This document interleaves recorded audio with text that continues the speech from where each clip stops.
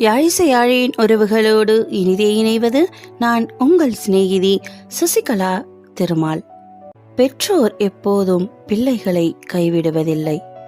பெற்றோருக்கும் பிள்ளைகளுக்குமான உறவு எப்படிப்பட்டதாக இருக்கும் தெரிந்து கொள்வோமா? இதோ ஓர் கதையின் மூலமாக. மருத்துவமனையில் பிரசவத்திற்காக தன் மனைவியை உள்ளே அனுப்பிவிட்டு தவித்து கொண்டிருந்தான் கணவன். அவனுடைய திருமணம் வீட்டில் சம்மதமில்லாமல் நடந்த ஓர் திருமணம். அந்த பெண் வீட்டார்கள் மகள் இறந்துவிட்டாள் என்றே கூறிவிட்டார்கள். துணைக்கு யாரும் இல்லாமலே தாய்க்கு தாயாக இருந்து அவளை கண்ணும் கருத்துமாக பார்த்து இன்று இவ்வளவு தூரத்திற்கு அழைத்து வந்த அவனுக்கு இப்பொழுது சற்று பயமாகவே இருந்தது. 1 வருட காலமாக பேசாத அவன் அன்று அவன் தாய்க்கு ஃபோன் செய்கிறான். அம்மா, மருத்துவமனையில் யாருமின்றி அனாதையாக நிற்கிறேன். உள்ளே அவள் வயிற்று பிள்ளையுடன் போராடுகிறாள். ஆறுதல் சொல்லக்கூட ஆளில்லா அனாதையாக நிற்கிறேன் அம்மா என்று அவள் அழுது கொண்டே கூற, அதனை கேட்ட அம்மா பதிலேதும் சொல்லாமல் அழுதவாறே கைபேசியை கீழே வைத்துவிட்டு நிற்க, அவன் அப்பா யாரிடம் பேசினாய் என கேட்க அம்மா விவரத்தை சொன்னாள். சற்று நேரம் சிறிய மௌனம் நிலவியது. அதன் பின், உன் மகன் செய்த தவறுக்கு அந்த பெண் என்ன செய்யும்? நீ போய் பார்த்து விட்டு வா. ஆனால் நான் செத்தாலும் அவன் முகத்தில் விழிக்க மாட்டேன் என்றார். அம்மா கிளம்பி வெளியே போன சில நிமிடங்களில் மற்றும் ஓர் கைபேசி அழைப்பு வர அதனை அப்பா எடுக்கிறார். எதிரில் செல்ல மகனின் குரல். அம்மா, ஆண் குழந்தை பிறந்திருக்கிறதம்மா. பார்ப்பதற்கு அப்பாவை போலவே உள்ளதம்மா. அப்பா பார்க்க வருவாராம்மா? மறுநொடி கைகள் நடுங்கி அப்பாவின் கண்கள் குளமாய் காட்சியளித்து கரையையும் உடைத்து கொண்டு கண்ணீர் வர ஆரம்பித்தது.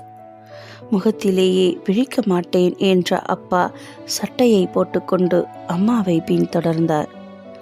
யாராவது வருவார்களா தன் குழந்தையை பார்க்க என்ற ஏக்கத்தில் மகன் நிற்க, வாசலில் அம்மாவை பார்த்ததும் அப்படி ஓர் சந்தோஷம். சிறு குழந்தை போல் அம்மாவின் கைகளை பிடித்து கொண்டு அழ ஆரம்பித்து விட்டான். பிறகு உள்ளே சென்று குழந்தையை கொஞ்சிய அம்மா பின்னால் வந்த அப்பாவை பார்க்கவில்லை. அவர் கதவருகே நின்று நடப்பதை பார்த்தவாறே தன்னை யாராவது அழைத்தால் போகலாம் என நின்று கொண்டிருந்தார். அப்போது மயக்கத்தில் இருந்த மருமகள் கண்விழித்து கணவரின் அம்மாவை பார்த்து ஆனந்த கண்ணீர் வடித்தார். அவள் அந்த அம்மாவின் கைகளை பிடித்தவாறே ஒரு வார்த்தை சொன்னாள். இதோ இப்போது பிறந்திருக்கிறதே என் குழந்தை. இது எப்படி வளருமோ, எவ்வாறு நடக்குமோ அது எனக்கு தெரியாது. ஆனால் நீங்கள் பெற்ற குழந்தை போல் இனி ஒரு குழந்தை எனக்கு கிடைக்காது. அப்படி என்னை பார்த்து கொண்டார் என்றவுடன் தாய் தன் மகனை பெற்ற பலனை அடைந்தாள். அதன் பின், ஏன் மாமா வரவில்லையா என கேட்க வாசலில் நின்றவர்க்கு கால்கள் தன்னையும் மீறி உள்ளே ஓட பார்த்தது. அவள் கணவனிடம் கேட்டாள், அம்மாவுக்கு தான் உங்களை மிகவும் பிடிக்குமா, அப்பாவுக்கு பிடிக்காதா என்றவுடன் அப்பா மகன் என்ன சொல்வான் என பார்க்க மகன் சொன்னான், அம்மா, சிறு வயதில் நான் நடந்து செல்லும் போது வழியில் சிறு பள்ளம் வந்தால் பயந்து போய் என்னை இடுப்பில் தூக்கி வைத்து கொள்வார்கள். ஆனால் என் அப்பாவோ என் கைகளை பிடித்து கொண்டு, மகனே, நான் இருக்கிறேனடா, தாண்டடா இந்த பள்ளத்தை என்பார்.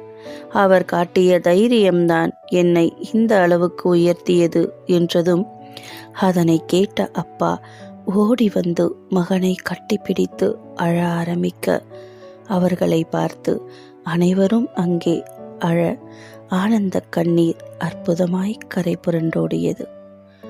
அப்பாவும் அம்மாவும் ஒரு நாளும் பிள்ளைகளை ஏமாற்றியதில்லை. மாறாக ஒரு சில பிள்ளைகளால் ஏமாந்த பெற்றோர்களே அதிகம். எப்போதும் பெற்றோர்கள்தான். கடவுள் நேராய் வருவதில்லை, அதற்கு பதில்தானே பெற்றோர்களை அனுப்பியிருக்கிறாய். பெற்றோர் எப்போதும் நம்மை கைவிடுவதில்லை. சரி நண்பர்களே, இந்த வீடியோ உங்களுக்கு பிடிச்சிருந்தா லைக் பண்ணுங்க, கமெண்ட் பண்ணுங்க, ஷேர் பண்ணுங்க, மறக்காம சப்ஸ்கிரைப் பண்ணுங்க ஃப்ரெண்ட்ஸ். நன்றி, வணக்கம்.